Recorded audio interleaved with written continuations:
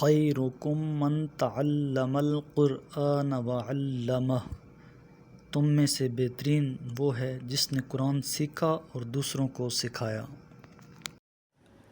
اعوذ باللہ من الشیطان الرجیم، میں اللہ کی پناہ میں آتا ہوں شیطان مردود سے۔ بسم اللہ الرحمن الرحیم، شروع کرتا ہوں اللہ کے نام سے جو انتہائی مہربان اور رحیم ہے۔ الذین آتیناہم الکتاب یتلونہ حق تلاوتہ اولئک یؤمنون بہ ومن یکفر بہ فاولئک ھم الخاسرون، جنہیں ہم نے کتاب عنایت کی ہے اور وہ اس کا حق تلاوت ادا کرتے ہیں، وہی لوگ اس قرآن پر ایمان لائیں گے، اور جو اس سے کفر اختیار کرے گا پس وہی گھاٹے میں ہے۔ یا بنی اسرائیل اذکروا نعمتی التی انعمت علیکم وانی فضلتکم علی العالمین۔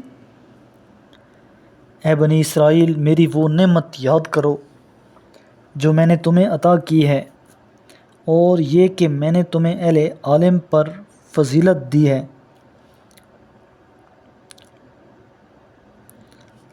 واتقوا یوما لا تجزی نفس عن نفس شیئا ولا يقبل منها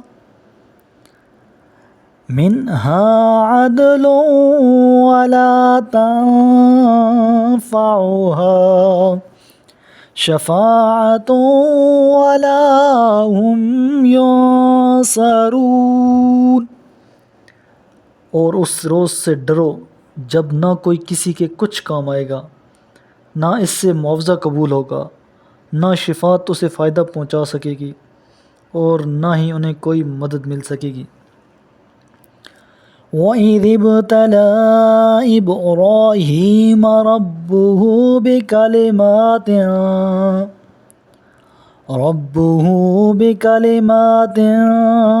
فَأَتَمَّهُنَّ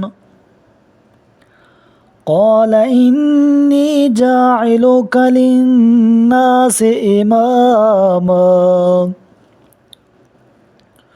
قَالَ وَمِن ذُرِّيَّتِي قَالَ لَا يَنَالُ عَهْدِ الظَّالِمِينَ۔ اور وہ وقت یاد رکھو جب ابراہیم کو ان کے رب نے چند کلمات سے آزمایا اور انہوں نے انہیں پورا کر دکھایا۔ ارشاد ہوا، میں تمہیں لوگوں کا امام بنانے والا ہوں۔ انہوں نے کہا، اور میری اولاد سے بھی۔ ارشاد ہوا، میرا عہد ظالموں کو نہیں پہنچے گا۔ وَإِذْ جَعَلْنَا الْبَيْتَ مَثَابَةً لِلنَّاسِ وَأَمْنًا وَاتَّخِذُوا مِن مَّقَامِ إِبْرَاهِيمَ مُصَلًّى وَعَهِدْنَا إِلَىٰ إِبْرَاهِيمَ وَإِسْمَاعِيلَ أَن طَهِّرَ بَيْتِيَ لِلطَّائِفِينَ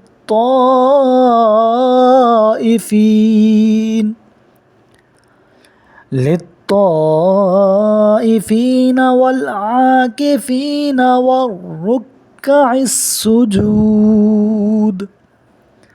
اور وہ وقت یاد رکھو جب ہم نے خانہ کعبہ کو مرجع خلائق اور مقام امن قرار دیا اور حکم دیا کہ مقام ابراہیم کو مسلح بناؤ، اور ہم نے ابراہیم اور اسماعیل پر یہ ذمہ داری عائد کی کہ تم دونوں میرے گھر کا طواف، اعتکاف اور رکوع سجدہ کرنے والوں کے لیے پاک رکھو۔